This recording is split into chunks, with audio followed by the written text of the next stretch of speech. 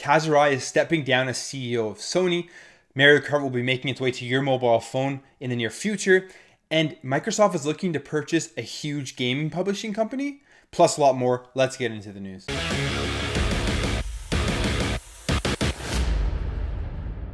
So there were some funny pictures released last week, and it showed Nintendo in the Netherlands in 1994 destroying old counterfeit games. Now, as we know, Nintendo hates piracy and they will do anything to protect their IPs. Well, in these pictures, it showed Nintendo employees crushing these old games with a steamroller, and one lucky Nintendo employee who got to dress up in a Super Mario costume and actually be able to stomp all over these games. Now, these pictures are really funny, and it's great that we get to see these now from all the way back when it happened in 1994. There was a shocking announcement from Sony this week. Kaz Hirai will be stepping down as the CEO of Sony Corporation starting April 1st, 2018. His replacement will be Kenichiro Yoshida.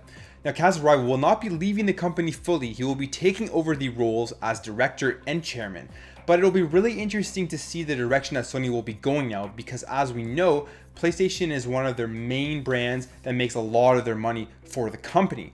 And it'll be interesting to see if Kenichiro Yoshida will change the direction of the company or how he will handle the PlayStation brand in total. So in a previous news video, I got all excited because we had found out that the release date for Red Dead Redemption 2 was going to be in the spring of 2018, and that was relatively close now, only a few months away. But now Red Dead Redemption 2 has again been delayed, and the official release date now is October 26th, 2018. Here's what Rockstar had to say as to why it was delayed. We are excited to announce that Red Dead Redemption 2 will be released on October 26, 2018. We apologize to everyone disappointed by this delay. While we had hoped to have the game out sooner, we require a little extra time for polish. So Rockstar is claiming they need this more time to polish up the game. Now personally, I don't mind delays if that when we finally get the game in our hands, it is absolutely amazing and it was well worth the wait. And I have no doubt in my mind that Red Dead Redemption 2 will be worth that extra wait. So the Nintendo Switch online service finally has a release date time frame. We will be getting the Nintendo online service in September of this year. It will cost $20 for the entire year, and you will need it to be able to play games online.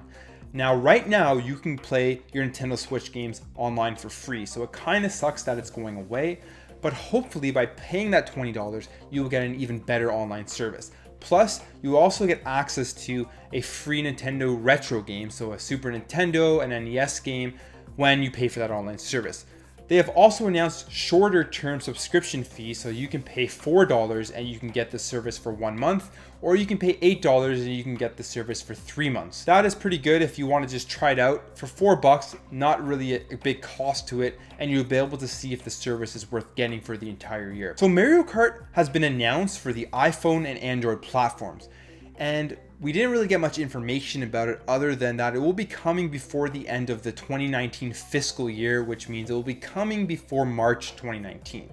Nintendo sent out this tweet, and that's really all they told us about it, and here's what they said. The checkered flag has been raised and the finish line is near. A new mobile application is now in development. Mario Kart Tour releasing in the fiscal year ending in March 2019. Now personally, I'm not a big fan of mobile games, and I've played the Nintendo mobile games that they've released. I didn't really like Super Mario Run. I found it quite boring, to be completely honest.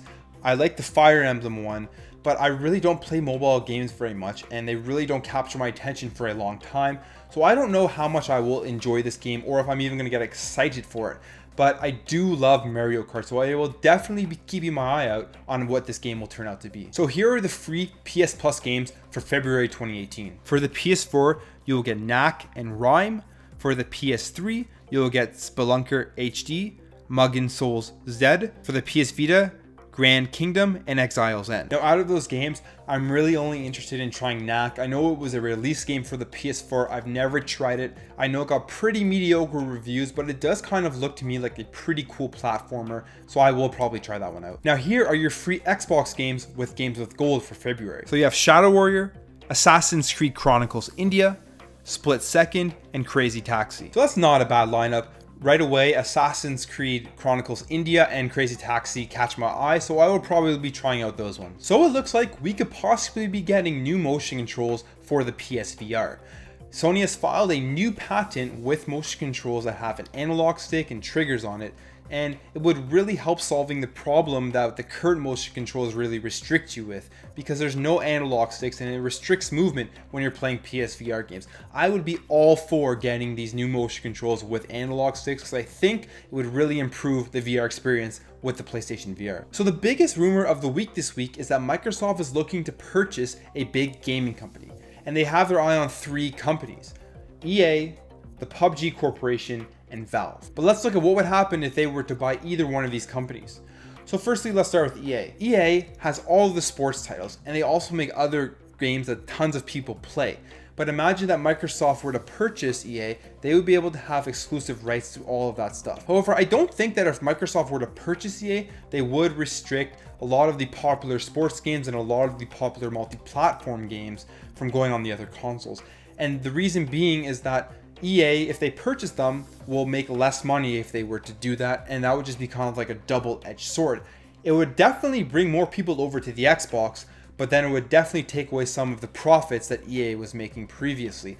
And if they were to purchase one of these companies, they want to be getting money, as much money as possible, from both streams. Now, when you look at Valve, this one makes a lot of sense because of its tie-in with PC and with Steam. So Steam is already massive on PC, and Valve is already huge on PC, and bringing that to the Xbox and be able to incorporate both PC and the Xbox together, which they are already trying to do with their Play Anywhere program, would just make complete sense. And I think this would be a great acquisition for Microsoft. And finally, there's PUBG Corp. And this again makes obviously a lot of sense because PUBG has so many players, and right now it's exclusive on the Xbox One. However, it will be coming to the PlayStation 4 at a further date. But if they were to purchase PUBG and make it exclusive only for the Xbox One, that would help them out a lot. And I think if they did purchase it, unlike with what they would do if they purchased EA, they would definitely restrict it from going on other consoles, and they would make it a console exclusive. So this rumor is really interesting. Who do you think Microsoft is going to buy? Personally, I think PUBG Corp is probably the most likely one to happen, but if they were to purchase EA or Valve, it would really solve their exclusive problem that they're having right now. So last week, I talked about a rumor that the Nintendo Switch has already outsold the Nintendo Wii U. Well, this week, Nintendo released its financial results for the 3rd quarter, and they have confirmed that they have in fact already outsold the Nintendo Wii U's lifetime sales in less than 1 year on the market. They released their sales for the 3rd quarter, and they have sold 7.24 million Nintendo Switch units, which pushes their total number of Nintendo Switch units sold to 14.86, which surpasses the lifetime amount of 13.97 Nintendo Wii units sold.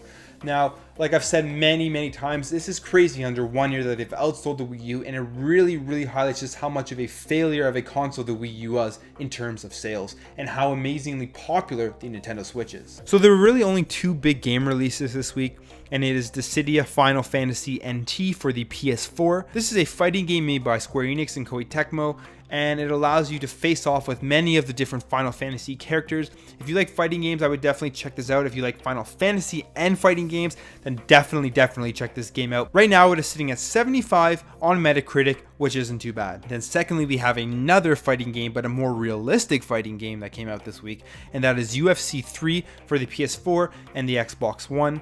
And this is sitting currently at a 79 on Metacritic.